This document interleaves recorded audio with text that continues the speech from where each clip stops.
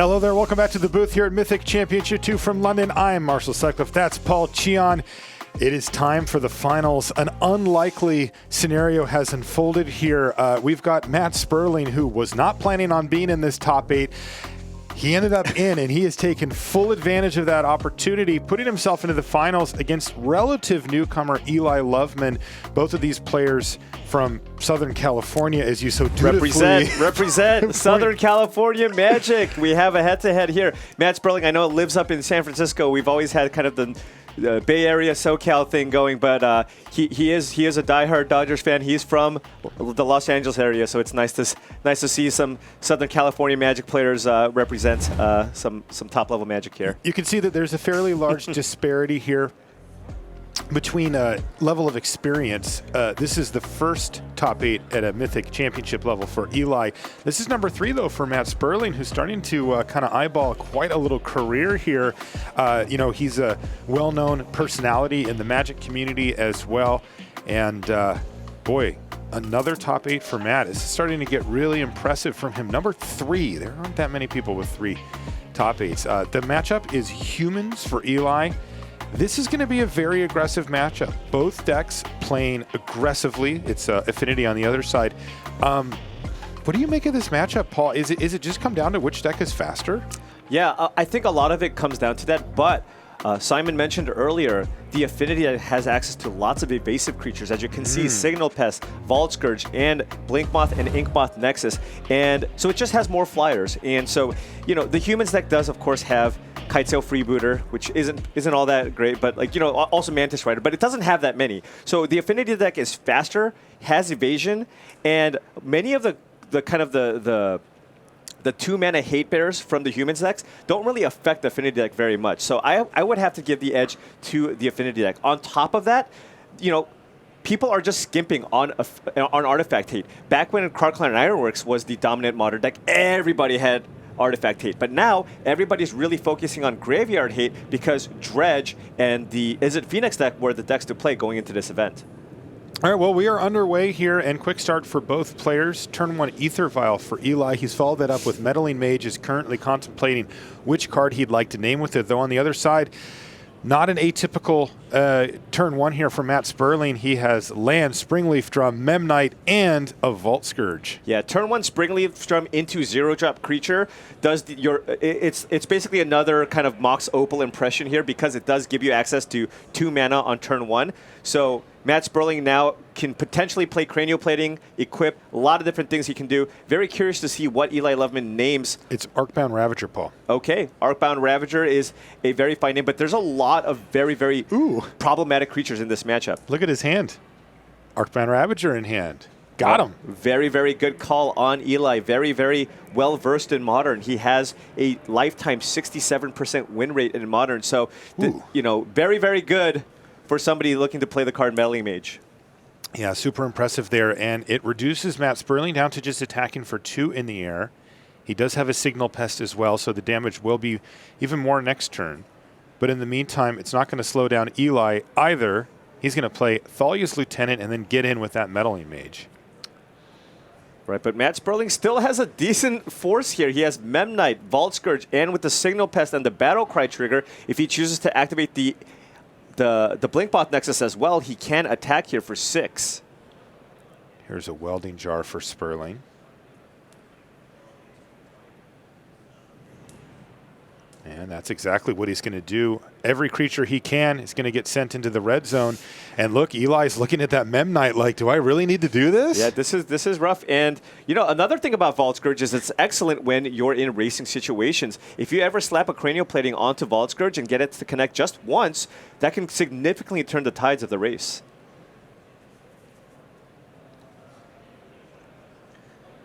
One other card that I want to talk about, kind of a newer edition, because of course it came from Guilds of Ravnica, is the card Experimental Frenzy. And I think that card is phenomenal in this matchup because it just allows you to kind of give you that sense of inevitability, right? You drop Experimental Frenzy, you untap.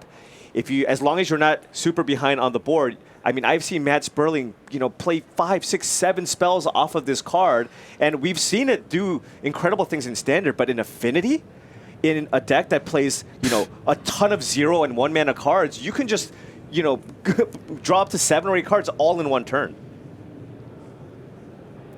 Ooh, another Ether Vial for Eli Loveman. Really not what he wants to see here, though. There is an ominous Ether Vial on 3 sitting there for him as well, and that certainly will give Matt Sperling pause about how he wants to proceed further. Cards like Reflector Mage, very annoying, especially at instant speed.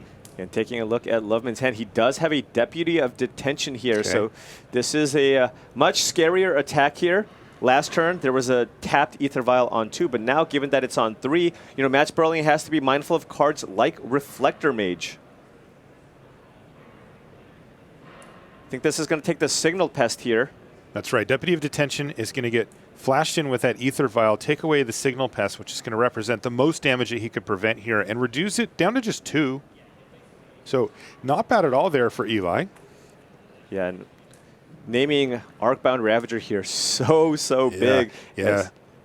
There's 3 2-mana spells out of this Affinity deck that you really care about. That is one of them. Then there's Cranial Plating as well, which he didn't name. And then the Steel Overseer, which at this point we would have seen on the battlefield already from Sperling. Anyway, the Affinity players tend to prioritize getting that down as soon as humanly possible. Of course. And now Matt Sperling, it looks like he might be pretty behind on board here. However, he's still a Cranial Plating away from just being right back in this game. Another card that he'd be looking for is Galvanic Blast. That's kind of one of the advantages of playing Affinity. There's a little more interaction that you have access to over something like the Hardened Scales deck. Galvanic Blast is a really good way to just, finish the game, but also a very clean answer to cards like Thing in the Ice, which was a card that was heavily expected coming into this tournament. Champion of the Parish is going to get put in because, well, right now Eli can't cast it with his land, so he has to use Ether Vial to put it into play. But that's going to do just fine. Thank you very much for the Thalia's Lieutenant to pick up a +1/+1 counter, and now in with the Meddling Mage, in with the Thalia's Lieutenant. So Eli Loveman applying pressure to Matt Sperling's life total and kind of forcing him to draw one of those big finishers that isn't Arcbound Ravager. Instead, it's another Blinkmoth Nexus off the top of the library. Yeah, so currently in a racing situation, the Blinkmoth Nexus does give Sperling an additional point of damage potentially as an attacker here. He can activate Blinkmoth Nexus, then use the effect on the other Blinkmoth Nexus to give it +1/+1 until end of turn.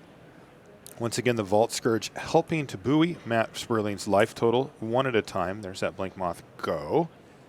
He's looking to play the Nexuses defensively, as if you activate it, you can also spend a mana to tap it and give Blinkmoth Nexus +1/+1 until end of turn. Actually, with the other Nexus in play, he can make it into a 3/3, which would cleanly block the Meddling Mage on Arcbound Ravager. First things first, Kitesail Freebooter here for Eli Loveman. Again, another card that he can't actually cast outside of the Ether Vial, so those are doing overtime here. And he is going to whiff with that. But still, it is a human entering the battlefield. Wait, there's more. Ooh, a Mantis Rider as well. So a big turn here for Eli. Not even tapping a land, just both of the Ether Vials says 5 mana worth of creatures are going to hit the battlefield, and Eli's going to take a quick double check on Blinkmoth. He knows what it does, but it's one of those things where you really want to be sure before you start to get rowdy with your flyers here. Yeah, so Blinkmoth Nexus, again, what you can do is activate it, tap itself to give it a +1. After blockers, tap it itself to give it a +1/+1 until end of turn. Then activate the other Blinkmoth Nexus to give it +1/+1. And with that Welding Jar in play, Matt can actually just choose to save the Nexus as well this turn. Eli's doing the combat math here and seeing how much pressure can I actually put on Sperling here, and it looks like the answer is a lot. Look at this attack step here for Eli Loveman. Oh, that one has Vigilance, but still, this looks like it's going to get in the red zone. Oh, yeah, he says, can I go to combat? Yeah, okay. And in they come. The 3 biggest creatures over there for Eli are going to hit the red zone. And this is currently an attack for 10, so it isn't just lethal just yet. Matt Sperling probably wants to use that Welding Jar and maybe block and get that Mantis Rider off the battlefield. He'll basically be trading Welding Jar for Mantis Rider. Seems good. Then he can decide. He would take 7 here if that happened? He could potentially chump with Memnite on the 4/4 Thalia's Lieutenant and then just take 3, which would put him down to 8. Then what needs to happen? He needs to find Cranial Plating. Cranial Plating. Now, what about a card like Experimental Frenzy at this stage of the game? Is the window closed on that, or is that the type of thing that he could use to kind of get back in it? Potentially, if he is enough behind on board here, I think, where Experimental Frenzy, I don't know if it would quite get the job done unless he somehow strings together, 4 Ornithopters for blockers, then has enough time to untap and play more things. But there's just a lot of creatures on Eli Loveman's side of the board here. So it would be not only Frenzy, but Frenzy plus some really nice luck off the top of the library. That is a tall order for sure. And Matt deciding whether or not he wants to eat the Champion of the Parish here or the Mantis Rider. Yeah, currently it looks like he's lining up a chump block on the Thalia's Lieutenant to soak up the most damage possible on the ground. And then he's going to make that play that you described, Paul, with the Blink Moth, which is pump it, and then I'm assuming the Welding Jar here as well. So I don't know if he might actually choose to not use the Welding Jar here, because if he does draw Cranial Plating, he can Cranial Plating, equip Vault Scourge, and then keep Welding Jar around to protect the Vault Scourge. Let's see what he finds off the top of the library. No. Please don't say that was another Arcbound Ravager, Paul. That's exactly what it was. Okay, I won't say that. But, I'm sorry. But it was. That's exactly what it was. This Meddling Mage deserves an absolute Medal of Honor because it is holding back 2 fantastic cards here from Sperling. And this is just lined up beautifully for Eli Loveman in game number 1. How close is he to actually winning this thing is the question now. He has whittled Sperling down pretty significantly. Just the Vault Scourge, only creature back, and then, of course, there is that one Blinkmoth Nexus left over as well. Yeah, so a couple of options here. He can either copy Deputy Detention to get the Vault Scourge off the battlefield, or he can just go ahead and copy Thalia's Lieutenant and attack with, for millions. Millions. Okay, 2 big creatures down on the ground. Rumbling into the red zone once again. This is just 1 shy of a lethal attack. So Eli playing it conservatively here because he is so far ahead, just attacking with the giant creatures and kind of keeping his options a little more flexible here by having access to that instant speed Deputy of Detention with the Aether Vial on 2. Given that he's got, of course, Phantasmal Image in hand as a way to copy Deputy of Detention. So Sperling's going to chump block with the Vault Scourge and cash in the Welding Jar to save it and get him a life. But this is Eli Loveman really putting the pressure on Sperling here in game number 1. We are playing a best 3 out of 5 here in the finals. But Eli looks in prime position. Uh-oh, what is this? I believe it's a Vault Scourge. So he's going to choose to pay full price, but he still has to take 1 because Spire of Industry does mean you take 1 anytime you tap it for colored mana. But Matt ran the numbers and determined that 1 is not quite as many as goodness. 2. Was that another Deputy of Detention yes, off the top of the library that. for Eli? And that is going to get the job done, taking out both of the Vault Scourges and clearing the way for the lethal attack. And boy, I'll tell you what, that Meddling Mage, ooh, boy, that thing did a lot of work. And it basically earned Eli game number 1. So 1 to the good for Eli. We're going to come back, though. Again, we're playing a best 3 out of 5. The next game will be pre-sideboarder. We'll be back with that and more right after these messages. For the Selesnya Conclave, strength comes in numbers. And if you find yourself playing green and white during the pre-release, you'll want creatures, and a lot of them. Once you've built up your army, begin layering on +1/+1 counters in order to maximize the value of your Proliferate cards, and then you can watch your opponent go down. The most important cards in your deck will be the ones that set you up for future Proliferate triggers. Charmed Stray, a Johnny's Pridemate, and Rising Populace all reward you for meeting certain conditions, while Teo's Light Shield and Battlefield Promotion only ask that you control a creature worth targeting. Planeswalkers are also excellent payoffs for your Proliferate effects, netting you additional activations of their minus abilities or just an extra point of loyalty in case they get attacked. A Johnny is a particularly strong payoff, as he can start the proliferation engine on your entire team all at once. Once you've got that party started, cards like Watley's Raptor, Grateful Apparition, Martyr for the Cause, and Bloom Hulk just keep piling counters onto the battlefield, ensuring that your small creatures turn into long-term game-ending threats. If going wide is your style of play, get your counters ready and proliferate your way to victory. Stay tuned to Mythic Championship London for more War of the Spark quick tips. And welcome back to coverage here of Mythic Championship II from London. I'm Marshall Sutcliffe. I'm with Paul Cheon.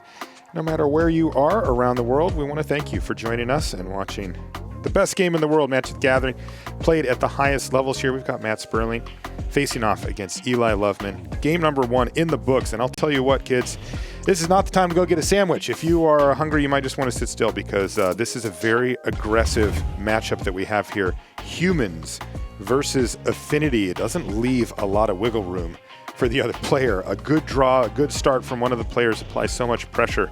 And not a lot of ways to come back in these decks. It's kind of a snowball situation here. Yeah, the only card that really lets you come back is, of course, Experimental Frenzy, which Matt Sperling hasn't drawn. I mean, he's only got 2 copies in his deck, but, you know, one of the main reasons why Matt Sperling lost the last game is because, well, what's really important for Affinity is that it's a synergy deck, and because it's a synergy deck, you need your payoff cards, and Eli Loveman just named the perfect card. He named Arcbound Ravager, which Matt Sperling had in hand, and then he drew a second copy of it. So, you know, he needed something like a Cranial Plating or a Steel Overseer there to be competitive in that game.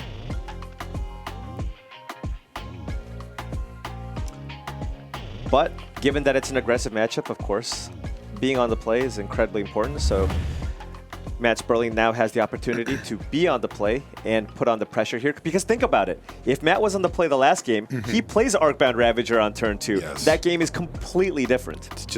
It's over, right? Yeah. We have a Vault Scourge with 6 counters on it or something, and there's Eli can't do anything. Although maybe Deputy of Detention would Right, have, he did had draw a something to say lot of about it. Deputy of Detention. That's true. would come in pretty handy. Okay, let's take a look at, well, what might be the opening hands. We should mention here, Paul, while the players are taking a look, that we are using a different mulligan rule here. If you're just joining us, we've been using it all weekend here at the Mythic Championship. We're calling it the London mulligan. And, well, it's not quite the same thing that you'd normally see. Wow, that looks like a London mulligan right there, didn't it? Yeah, that's 4 lands and a Springleaf Drum. So Yeah, that's 5 mana sources. He does have a payoff card in the Arcbound Ravager, but it does... I mean, Matt's just going to really have to rely heavily on the top of his deck to kind of establish a good board. So, okay. Ooh, he kept it. It is wrong. fast because you do have the Springleaf Drum, you have the 0 mana card, and 2 of the lands in his hand were Nexuses, but he still really wants to draw one of his, you know, Steel Overseers, Cranial Platings, cards like that to help him keep up. Sometimes you have to have faith. Sometimes you got to have faith. Sometimes you got to believe. Yeah. And Eli Loveman actually choosing to mulligan there. He did have a 1-lander. However, it was Ether Vial, but he was on the draw. Can you walk us through what's going to happen with this mulligan again for people that are just tuning in and haven't seen how the London mulligan works? Walk us through as we watch Eli do so. So what happens with the London mulligan is, let's say you ship your hand back and you don't like it. You draw a fresh, new 7-card hand. Then if you do decide to keep, you choose 1 card from your hand and put it on the bottom of your library. Now, if you did not like that second hand, for every time you mulligan, you have to put an additional card from your hand onto the bottom of your library. So this is a stronger mulligan than what we've had in the past because you have more information and you can also sculpt a better hand, meaning that you will have a much higher chance of having a nice mix of lands and spells after you mulligan. Yeah, now we see, take a look at here, for example, this is Eli taking a look at a 6-card opener, excuse me, a 7-card opener and picking which card he wants to put on the bottom because he likes it. That's a keep for him. And interesting to see the results after you get back to the office back home in Washington and you can start going over the data and see how it looks. But from anecdotally speaking, people seem to enjoy the London mulligan. We're underway here. So there is Ornithopter into Springleaf Drum off of Blinkmoth Nexus for Matt Sperling. He passes the turn back, and that is Horizon Canopy into Ether Vial. That is the card that can serve to be very explosive for Eli. That can get him right back ahead and on par with what Matt Sperling can do here. It looks like Eli did have a 1-land hand because you often don't want to lead off with Horizon Canopy because you did take damage here. And Matt has access to a ton of mana. However, no action after that. Okay. He's only got the Arcbound Ravager, and he really, you know, he has a couple of turns here, but he really needs to find that payoff card. If he finds a Cranial Plating, it's just going to be over. Right. He's also in a situation where he can draw that Experimental Frenzy. So there's a number of cards that are good for him, but Matt does need to find something. Champion of the Parish into Kite Sail Freebooter. There's good news for Sperling here, though. Eli's going to say, he's like, this is what I kept. I mean, if you look at Matt's board, he's got a lot of permanents, but I mean, that's just 6 mana sources. Yeah, he has generated a whole 1 power so far. Yeah, you might actually see Matt look to eat up some of those artifacts just to put on some additional pressure on Eli Loveman because you don't need all those mana sources. And especially if you just have nothing else going on. Yeah, well, I think he's definitely going to eat up a Mox Opal here because I believe that's what he drew for the turn. So that one seems easy. But again, more mana sources here and not really what Sperling had in mind. So he's just going to attack for 2 with the Arcbound Ravager. Now, he does have the ability to sacrifice more of these artifacts if he would like.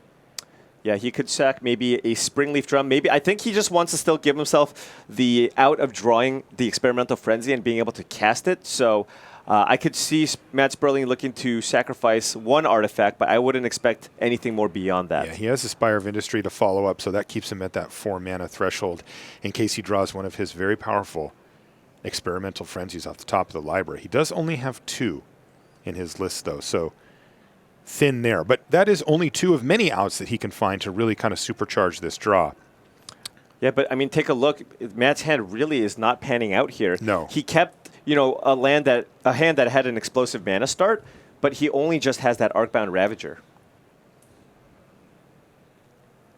Boy, this is a trick that we've seen multiple times here as well from Eli. So this is cast this, then violin the other one, and these triggers are going to see each other. Basically, just making sure that Thalia's Lieutenant picks up an additional +1/+1 counter from seeing the other human enter the battlefield. Exactly. And you can see what happens here. Explosive stuff for Eli Loveman as he gets into the red zone. Once again, that's now 3 power in the air, 6 power on the ground. And this draw for Matt Sperling really has not panned out. It was heavy on mana sources, and he kind of needed to get fortunate because he was leaning on that Arcbound Ravager so heavily. So far, his deck has not been kind to him, just more mana off the top of the library. Loveman, on the other hand, took that mulligan and has really just cruised. Look at that board state for him. Yeah, Thalia's Lieutenant is kind of like an Arcbound Ravager, but you actually add to the board. Matt Sperling shakes his head. How am I going to possibly get out of this mess, he says to himself, as he is being assaulted by this humans deck from Eli Loveman. Yeah, this is an attack for 9. Double Thalia's Lieutenant here, and I mean, I guess Matt just kind of weighing his options here. He does have the opportunity here to maybe block with Ornithopter and sack some permanents to Arcbound Ravager and make the Ornithopter huge, or he can just go for the block sack and make the Ravager itself very large. That's what he goes for here. That does mean, though, that he's going to take some damage. This is kind of maybe the last moment. Was that a cranial plating? I don't know, but does it matter? I don't think so. Is it too late for cranial plating? I think is a good question at this point.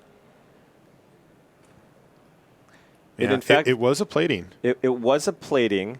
He does not have a Vault Scourge this time. He does not have an Inkmoth Nexus. He doesn't even have that many permanents at this point. Right. So if he goes Cranial Plating, Equip Attack, if it's not a lethal attack, so let's see. He goes Cranial Plating, Equip Attack. That's going to be 4 artifacts on the battlefield, and the Ravager is a 4/4, so that'll be an attack for 8. But as we know, they don't work well together. Right, exactly. You can't. Every time you sack a thing to make the Ravager bigger, you have 1 less artifact on the battlefield, so it's just going to, you're just going to be breaking even. And then if he does that, if you look at Eli Loveman's side of the board, he's got 2 Thalia's Lieutenants, a Kitesail Freebooter, and a Champion of the Parish, which is currently representing 14 damage. And if he plays just a single human, he's going to get 3 triggers on all those creatures, and that's going to be a lethal attack for 17. How about Reflector Mage? That plays. Is that the good one? Yeah, so Sperling just trying to give himself any possible outs here. He equips up his Arcbound Ravager with the cranial plating and attacks. Eli's just going to take this. But this is it. He just says, yeah, you can't kill me. I just don't have a way to die here. Sperling has no cards in hand. All the information's on the battlefield. And go ahead. Yeah, and Eli is just running the numbers. This is the point where you're just double-checking, triple-checking. This is the finals of the Pro Tour. You're making an attack here. Matt Sperling can go to 9. I mean, can deal 9 points of damage here. Let's take a look again. 4, 5, 6, 7, 8. And ultra conservative from Eli. He actually did chump block there. Interesting. Did he not have lethal? 6, 7, 8, 9, 10, 11, 12, 13, 14. If you play a human, that's 15, 16, 17. That's 17 damage, right? If the life totals are correct, I'm not sure he should have blocked here because Matt Sperling does not have a land in hand. Now, it's unlikely to affect the outcome of the game because of the Reflector Mage anyway. Right. But he may have been able to seal the deal here, and, in a closer situation, you need to make sure. But, yeah, this one still looks very good for Eli Loveman here in game number 2. This is the last of our sideboardless games. The players will be able to consult their sideboards after this. And Eli seems content to just set up a 2-turn kill here. He has Ether Vial on 3 with with Reflector Mage in his hand. And that means that he can defend himself pretty cleanly here from this Arcbound Ravager. Yeah, Eli still in fantastic shape here, of course, with the instant speed Reflector Mage available to him. And very powerful. Yeah, that is the true power of Ether Vial. I mean, we saw this in a previous match for his win-in into the top 8, where his opponent kind of moved all in onto a big Inkmoth Nexus with Arcbound Ravager. And with the Vial, the fact that you have the ability to counter somebody moving all the counters from Ravager onto another permanent with an instant speed Reflector Mage just completely changes the way the game is played from a human's perspective. Sperling's taking a look at the board state here. It doesn't seem like there's any way out for him, but he is being exhaustive with his evaluation to make sure that there is no possible way for him to pick up a victory. Yeah, I think he's considering whether or not he should attack. He's just going to attack. He's going to attack. He does have the blocker available here in the Blinkmoth Nexus. But here's the big blowout. That's one of 2 Reflector Mages in hand for Eli Loveman. And there's just really nowhere for Sperling to go from this point. He can put all the counters on a Blinkmoth Nexus. That's something. So if he sacrifices the Arcbound Ravager and puts all the counters on the Blinkmoth Nexus, it will be a 5/5. He will then be able to activate it and block as a 6/6. Okay. No, and that's he's run going to the be numbers. Yeah. So Matt Sperling packs him up. He says, you had the Reflector Mage. That was enough to end the game. And look at this. Eli Loveman. 2 quick games over the much more experienced player, Matt Sperling. And he is now 1 game away from being a Mythic Championship winner. We're going to take a short commercial break. When we come back, we'll figure out who's winning this thing. Don't go anywhere.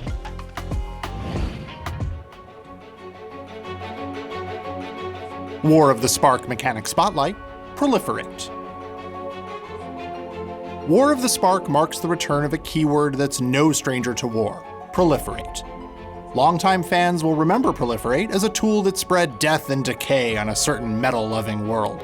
Here on Ravnica, even on the brink of total destruction, Proliferate plays a slightly different role. First, we'll need a card to show off. World, Flux Channeler. Flux Channeler, it's the world. When you're instructed to proliferate, you choose any number of players or permanents that have counters on them, and any kind of counter will work. Could be +1/+1 counters on your creatures, loyalty counters on your planeswalkers.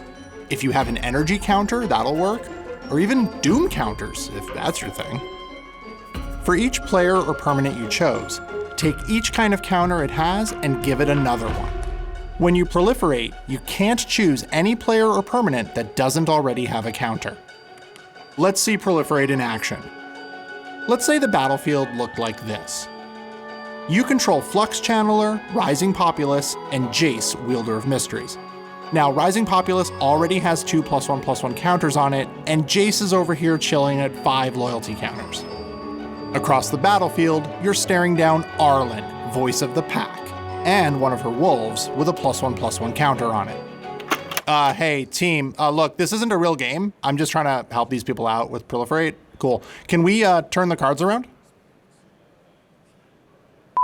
Thank you. So, we're casting Ignite the Beacon, hoping to find some help. Now, before it resolves, Flux Channeler's triggered ability is going to happen, so you're going to proliferate. In War of the Spark, Proliferate has 2 chief uses. Make creatures with +1/+1 counters larger, and build the loyalty of your planeswalkers. So let's do that. +1/+1 counter for Rising Populace, and a loyalty counter for Jace. Now your opponent's stuff has counters, but you don't have to choose them when proliferating. Look, this isn't just a fight against Nicol Bolas, it's the fight against Nicol Bolas. Lose and there are no second chances.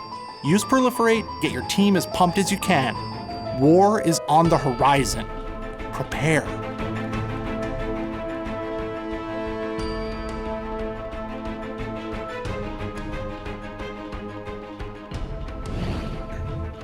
Welcome back to the feature match area here in London, England. Marshall Sutcliffe with Paul Cheon. Thank you so much for joining us for coverage of the finals. Now, I mentioned it before, we're playing best 3 out of 5 here, Paul, and that means that with 2 games done, it's time to consult those sideboards. Let's take a look at what Eli is working with for his sideboard.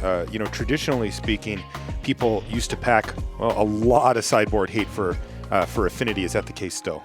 Yeah, there's significantly less here. Before, you would see more static casters. Sometimes people would play cards like Kataki War's Wage, but now here, you just have a couple of multi-purpose spells. Cards like Dismember, which, if you're in a racing situation, it's not really what you want, but you do need some interaction for those Steel Overseers. I think Izzet Static Caster is probably the best card here in the sideboard against the Affinity deck, which plays a ton of evasive creatures that are X1s.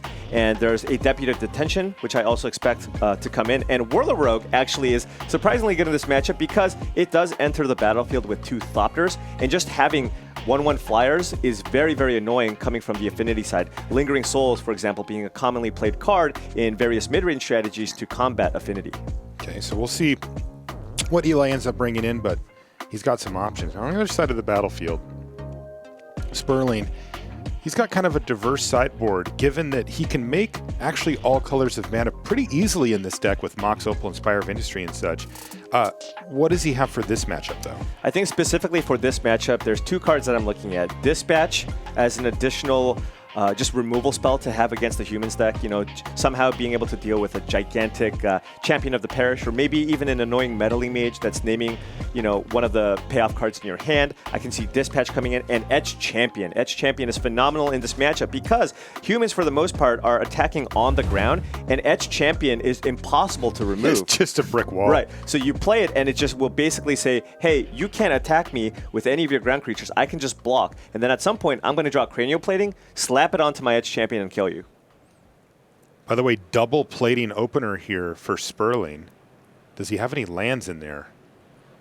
Couldn't quite tell. We got just a short look at his hand there, but we'll know soon enough. Yeah, we are underway here, so he does have lands, and it looks like it's Ornithopter, Springleaf Drum, and a Blinkmoth Nexus. So a quick start here for Sperling, and this could be his first time getting on board. He's down 2-0 and facing elimination from the tournament and, potentially making Eli Loveman our champion. So he really needs a good start here, and it looks like he's got it. Here comes Cranial Plating. Yeah, this is huge, and now he's going to equip it, and I wonder if he's going to run out that... I think he had a Welding Jar, but it looks like he hasn't played it. Yeah, he decided not to. He's just going to pass the turn back. Now, remember, that was not an attack from Ornithopter. He needed to tap it to use the Springleaf Drum to make the mana. And here, well, he's going to be happy he got this down ahead of time because here's a Kite Sail Freebooter. It's going to take the other plating away. Yeah, it will take the plating. However, Matt will be able to get in a pretty big attack here this turn. Very big. Yeah, he's got another Blink Moth. He can play that and the look Welding at Jar. this. Here it is, Experimental Frenzy. The perfect curve. Experimental Frenzy on the battlefield, and we finally get to see this thing go definitely. off. And Eli goes, wait, I played Freebooter. I looked at your hand, but you didn't have... What? Oh, and here we go, card. Ornithopter for free. Oh, he finally stopped. Okay, but still, next turn, he could absolutely go buck wild on this board state. Eli Loveman is facing down threats from multiple directions now, and he has the Deputy of Detention, which can take down that Experimental Frenzy. So a key play there from Eli, though he is still facing significant pressure from the Ornithopter. Yeah, and that's only a temporary way to remove the Experimental Frenzy. Matt Sperling plays 4 copies of Galvanic Blast. Oh, and there's one on top of the library. He's just showing it as too. well. Look at He's like, look what I found. He's like, all right, I'm going to do the thing. Boom, 4 damage to this. And here we go, back on the Experimental Frenzy plan. Let's see what he's got. Is it a land? Is it a free spell? Is it a creature? Don't think it's a land. Okay. Well, he can cast it, whatever it is. If it's a colored spell, he can't, I don't think. Is there a Springleaf Drum in play? No, there isn't. There is, but it's been used. Oh, and that's a Master of Ethereum, so he actually can't. Wow. Oh, how unlucky. Yeah, I think he's doing fine here. You're not that worried about it? Yeah. Okay. So this is a very big attack. Yeah, that one's just been activated, so it's going to count as an artifact. So 1, 2, 3, 4, 5, 6, 7, 8. So it's 9 damage. Yeah, I think he down to 11. He just tapped one to activate one and then activated the other one. So that's correct. Very, very big attack. And 9 damage down to 11 for Eli Loveman. He thought he was doing fine, but once again, Matt Sperling applying pressure from 2 distinctly different angles here. 1, directly to the life total, and 2, via card advantage through Experimental Frenzy. And this is just going to give Eli perhaps more than he can handle this early in the game. And he hasn't had time to set up anything. And the thing is, Eli, I'm sure, thought he had a totally fine hand here. He's like, all right, freebooter, get that payoff card in the cranial plating. Next turn, all right, Deputy of Detention. And he didn't have the Experimental Frenzy in hand, draws it off the top. He's like, all right, Deputy of Detention. I'm going to get that Experimental Frenzy. You're going to need to top deck a burn spell. Oh, Galvanic Blast. Okay, well, now I'm going to need to get rid of that Experimental Frenzy again, but the whole time he's being attacked by a gigantic Ornithopter. Yeah, there's just no way out here, or is there? Let's find out. Eli Loveman is going to tap his Cavern of Souls for a Champion of the Parish, so stage 1, and then he does have the nice, well, it's going to end up being a blocker probably here, but the Mantis Rider to get in the way of Ornithopter. So, interesting. Now, maybe the pressure a little bit back more on that Experimental Frenzy to provide Sperling with a bunch of value. So he's going to draw Master of Ethereum, but remember, because Experimental Frenzy is in play, he will not be able to play Master of Ethereum this turn, but he has the entire top of his library with all the mana. He's got access to 4 mana. If he finds any colorless spells, he can play it. Is this a Cranial Plating? That is. Yep. And this might just be 2 lethal Ornithopters, and Eli might have to trade off Ornithopter for a Mantis Rider, which feels really bad. Feels really, really bad. Now, can he actually just get in for the full 11 from each of them? I'm going to assume not. This is an attack for 14. Right, so no way. But this does force the block. Yeah.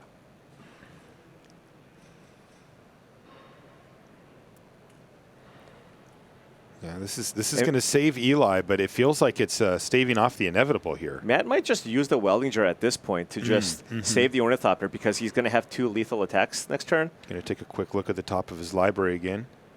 He can do that anytime he wants. And actually, if you take a look at Eli's sideboard, he doesn't really have a lot of ways to actually kill things. He is not playing Knight of Autumn. He's only playing ways that remove things. Cards like Dismember and Deputy of Detention kind of work around Welding Jar. Matt decided just to trade off the Ornithopter for the opposing Mantis Rider. He did not use Welding Jar. Ooh, things getting interesting on the other side, though. I see multiple copies of Reflector Mage. Right, Kai'Sa Freebooter not going to be great unless you just want a chump blocker. He must feel that way.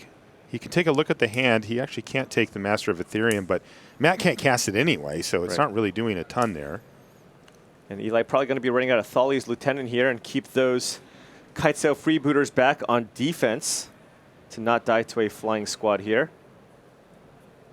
This did put Eli down to 4. I wonder if the top card of Matt Sperling's deck is something like Galvanic Blast with that attack. Well, that is an aggressive attack here. Boy, you said it, Paul. Look at that, getting in the red zone here. And it's smart, right? I mean, he realizes that the longer Experimental Frenzy's on the battlefield, the less chance he has to win the game. No, it was another Cranial Plating that was on top of the library. There's an Ornithopter for free. There's a Spire of Industry. Matt has put that one back on top. Might be a land. It felt like a land. It did feel like a land. It did to me too, Paul. Isn't this lethal? Yeah, it must be lethal. You can tell just by how quickly he's acting there. Eli left the shields down a little bit there by attacking with that one Kitesail Freebooter, and that cleared the way for Matt Sperling with an epic draw here in game number 3 to pick up game number 3. So we are now 2-1. First sideboard game goes to Sperling. He's still up against it. He's got to win back-to-back games. And boy, this next one's going to be really important because we're going to see Eli Loveman on the play with humans here. This is it. This is kind of the big bridge that that Sperling needs to get by, and it's going to be difficult for him to do so. Yeah, and it's really, really rough because Matt Sperling is now going to have to break serve twice to win it all. Yeah, it's going to be really difficult. We're going to see if he does it. We'll be back with more right after this break. If you're drafting War of the Spark and you find yourself in Izzet colors, well, strap yourself in for some high-octane spell slinging. This guild revolves around non-creature spells, and the payoffs for building your deck properly are huge. Raw, Kefnet, and Saheeli are all very strong build-arounds if you can open them, and the weirds are a pair of incredibly synergistic commons that give your deck long-term staying power. Thanks to Amass, playing non-creature spells doesn't actually mean skimping out on creatures. Invade the City, Lazotep Plating, and Honor the Godfarer all produce and strengthen zombie army tokens, giving you board presence while still being non-creature spells. Mizium Tank is technically a non-creature spell, but you can still turn it into a creature at instant speed with the right cards. Planeswalkers are also non-creature spells, and there are over a dozen Planeswalkers available with this color pair, and that's without even splashing. If you manage to get enough of them, consider adding Flux Channeler to your deck. With this in play, casting a Planeswalker proliferates each other Planeswalker, giving you a ton of potential value. Stay tuned to Mythic Championship London for more War of the Spark quick tips.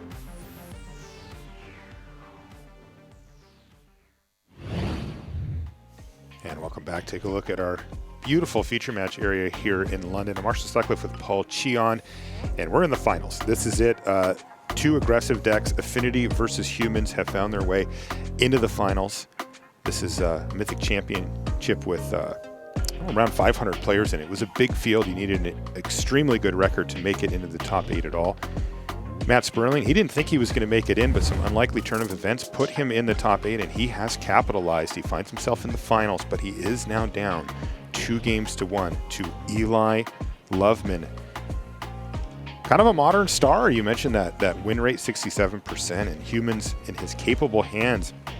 And he's just got to win one more game against Sperling if he's going to be your Mythic Championship winner here in London. And taking a look at Sperling's hand here, he's got a couple of Arcbound Ravagers, but look, he's actually mulliganing that hand. You know, he had a mix of lands, a couple of Ravagers, and even a 1-drop, but that's not really how you can win with this deck. You really need to, you know, kind of have an explosive start. So, you know, cards you're looking for are, you know, your cheap creatures in conjunction with cards like Springleaf Drum or Mox Opal to really kind of have those big starts. You simply can't go 1-drop Ravager and hope to win on the draw against Humans. Players are having a nice little chat, probably talking about something in California. Isn't the weather great? Oh, yeah, I love it too. Don't you? Yeah, I love the weather down there. I let Marshall know plenty of times how amazing the weather is in After LA. he moved to where I live. A little rainier in Seattle. Indeed, indeed.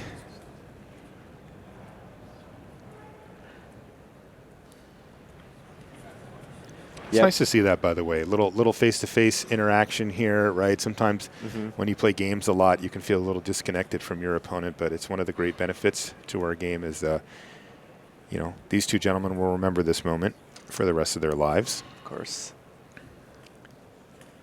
And Eli, you know, probably looking forward to the next Mythic Championship, as it will also be modern. That's right. Good point, Paul. He's like, hey, we could just run this right up. Can we just do this again? It's his time to shine. All right, let's take a look at the opening hand here for Sperling. Is this one a keeper? Ooh, this is Inkmoth, rough. Steel Overseer, Steel Overseer, Steel Overseer. I can see that only 3 times that quickly, and then he has one Arcbound Ravager to go with an Ornithopter and a Galv Blast. Well, it is a keep here for Eli. You saw he put 1 card down after going to 6, but I wouldn't be surprised to see Sperling mulligan this. Perhaps not, though. Oh, and this No. He has kept it. We are underway. All right, let's get this thing moving. There's a Noble Hierarch to kick things off for Eli. Yeah, Matt Sperling really needs to find another mana source here. Right, that's kind of the key for him, isn't it? Right. He does have the Steel Overseers, which do a lot of work in this matchup. But Eli Loveman also has a very, very nice draw. He doesn't have land number 2. However, he does have 2 Noble Hierarchs, and he's got Izzet Staticaster. We talked about this before. Ooh. This is one of the best cards against Affinity, especially if you can get it out early. Matt did find land source number 2, Blinkmoth Nexus, and now he has the Steel Overseer. But this is going to be a huge blowout here. Oh, this is so rough. Eli Loveman runs out the Izzet Staticaster, takes down the Overseer, and strands the other 2 in hand for Matt Sperling. And now Matt Sperling needs to run out Arcbound Ravager. He does not have a red source. He has the answer. He has Galvanic Blast in hand, but he does not have access to red mana. He finds another land off the top of the battle library, excuse me, but no, it does not make red mana. So he has to settle for playing Arcbound Ravager and passing the turn. Now, what's the interaction here with Arcbound Ravager and the Izzet Staticaster? Can Eli just force him to sacrifice something? Is that what it comes down to? Yeah, so what Eli can do is use the Izzet Staticaster and target the Arcbound Ravager, and Matt Sperling probably wants to preserve that Arcbound Ravager, so he will likely have to sack a creature to keep it in play. Now, Eli Loveman, after that, has Reflector Mage in hand. He could choose to play Reflector Mage to then remove the Arcbound Ravager, but it looks like he wants to get aggressive here because with 2 Noble Hierarchs in play, this Mantis Rider getting in for 5. Looks more like a dragon. Yeah. Than a bug, so that's 5 damage in the air.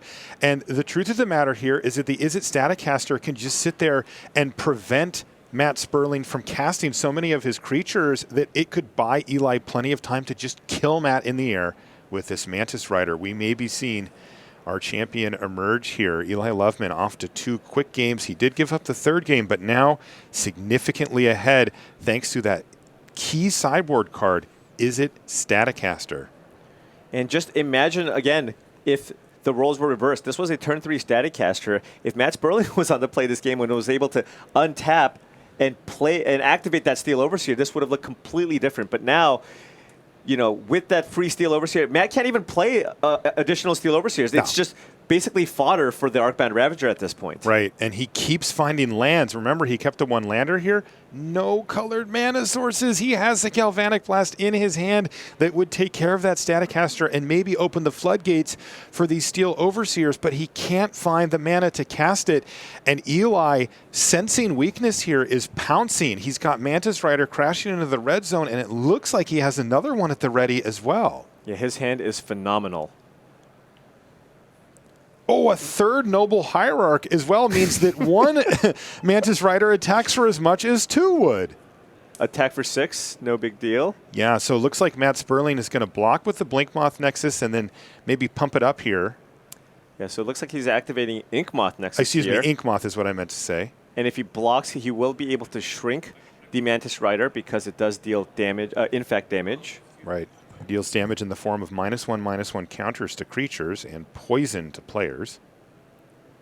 So now Matt Sperling can use Blinkmoth Nexus if he wants to try to pump it, but then Eli Loveman can respond to that by using Izzet Staticaster to try and finish off that Inkmoth Nexus. So would that force the Arcbound Ravager then? Yeah, at that point, that would force the sacrifice on the Arcbound Ravager, and Matt Sperling can then choose how to maybe approach this game, you know, sack an additional artifact and make a 4/4 Inkmoth Nexus, or just sack the Inkmoth Nexus to the Ravager itself. And that's what he did. And so no damage will actually hit the Mantis Rider at all in that scenario. And there's a 2nd Mantis Rider on the battlefield. The window is closing here for Matt Sperling. He needs to find a colored mana source, and he ripped another Arcbound Ravager. That does not do it. Yeah, that is not going to get it done. 2 Mantis Riders now in the air, ready to assault Sperling's life total. He's down to 13. Yeah, and this is a singular copy of Izzet Staticaster that's coming out of the sideboard. Oftentimes in the past, you know, people would play multiple copies to fight Affinity, but coming into this tournament, I think a lot of people kind of shaved on maybe 1 or 2 cards that they would have had for Affinity because, you know, there were just many other decks that you needed to prepare for coming in. Boy, I tell you what, if Eli finishes off this game and wins the tournament, I would frame that thing. That Izzet Staticaster would never leave my side. It is doing overtime here. It matched up perfectly with the draw that Sperling had with the triple Steel Overseer. He played one of them, it died to that Staticaster, and the other 2 have just been stranded helplessly in hand for Sperling. Nothing he can do until he finds red mana to use that Galvanic Blast to clear away that Staticaster and try to scrap his way back into this game. Now, he does have double Arcbound Ravager on the battlefield. Yeah, and you know, sometimes this is the cost. This will happen when you play the Affinity deck. Sometimes you don't have colored mana because you are playing Darksteel Citadels, Blinkmoth, and Inkmoth Nexus. It only has 13 colored sources in the entire deck. Did Eli just not even use the Staticaster at all there? Looks like he did not. I mean, isn't it just like a free roll to do it? Yes, Ooh, he could have just fired it off. Did he draw a Phantasmal Image? He did. So 2 Staticasters? So he can have 2 Staticasters in play, meaning that it's going to be even more difficult for Matt Sperling because now he has Galvanic Blast Oh, and the Galvanic Blast is going to get taken away here by Kitesail Freebooter. This is surely the death knell here for Matt Sperling. He throws that Galvanic Blast across the table because he knows that his outs just dwindled even further as Eli Loveman just patiently sets up the win here. He's first off going to attack with both of his Mantis Riders, get those into the red zone. Yeah, and at this point, Matt Sperling might be in a position where he just needs to make a gigantic creature and somehow hope it's enough because, Eli Loveman now took the Galvanic Blast away from Sperling and has the ability to make a second copy of Izzet Staticaster if he wants.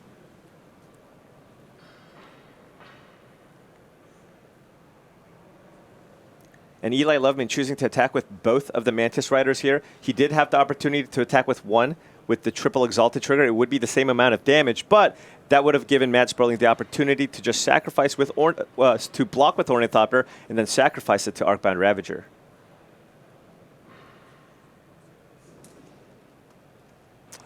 Oh, and look at this. Matt Sperling trying to make a 3/5 Ornithopter here. He's going to eat up one of the Mantis Riders, but Eli says sure. So it's taken 3 damage, though. Now, Reflector Mage. Packing right back to your hand. Reflector Mage off of 3 Noble Hierarchs post-combat means that Ornithopter is going to be back in his hand, and Matt can't even play it next turn. Yeah, this is just the game at this point. There is just way too much pressure on Eli Loveman's side of the battlefield. Matt Sperling will sacrifice the Ornithopter, but this game is over. Sperling finds cranial plating, but he's just down to 3 permanents left on the battlefield. Eli Loveman with the Izzet Staticaster and the double Mantis Rider draw has put too much pressure on Sperling. He's dwindled his resources. He's super far ahead, and he even has that extra copy of Phantasmal Image at the ready. So first things first, hit you for 6 damage. That's a lot of 3 exalted triggers. Again, Matt has options here as far as blocking goes. He doesn't actually need to. He's going to fall down to 4 life. So Champion of the Parish here. And then I can see a Phantasmal Image here being played. Maybe copying Reflector Mage targeting the Arcbound Ravager. But that would do it. There it is, Galvanic Blast off the top of the library. It is completely uncastable as it has been this entire game. And we are on the verge of our champion. There's another Reflector Mage off the top of the library as well to send the last creature packing on the battlefield. There it is, Reflector Mage on the stack. Sperling's going to think about it and scoop up his permanents. We have our champion. Eli Loveman of the United States is your Mythic Championship winner here from London. Congratulations, Eli. Oh, yeah. And Eli just playing so clean every single game that we've seen. He just knew what the important cards were in every single matchup. I mean, I want to talk about Meddling Mage turn 2 game 1 on Arcbound Ravager. That's a tough choice. There's so many different 2-mana cards you could have named there. There could have been Cranial Plating, Steel Overseer, Arcbound Ravager, but ultimately deciding that Ravager was the card that he needed to call, and it stranded 2 copies of it in Sperling's hand, and that was the key point in game 1 for him to take that down. Wow, great stuff from the tournament floor. We've got all the news, all the reactions right now in End Step.